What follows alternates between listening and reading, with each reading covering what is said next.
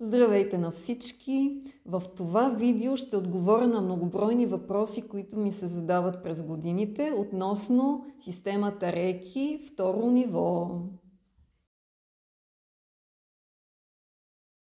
Второ ниво Рейки може да бъдете обучени, когато вземете първо ниво и са минали 21 дни изчистващ период.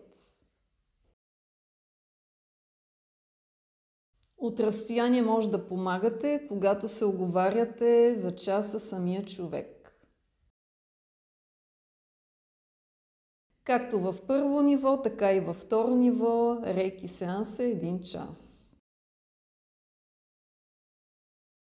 Във второ ниво Рейки се работи с 3 символа. Единия за чистене на негативни енергии, втория за защита, третия за работа от разстояние.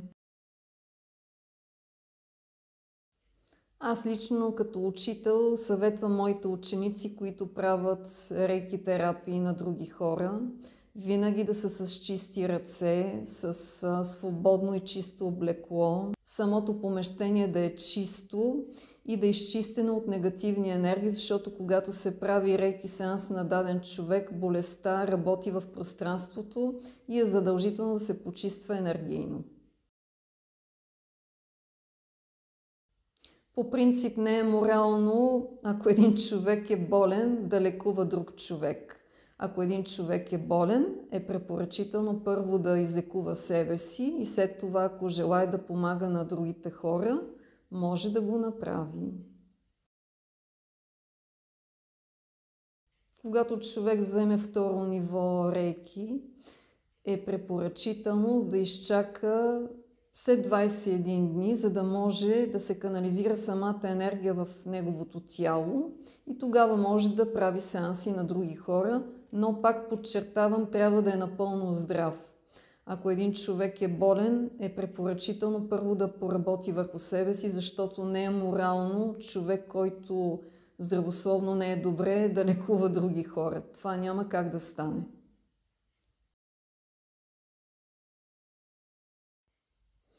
Специално рейки системата може да я прилагате с всякакви методи.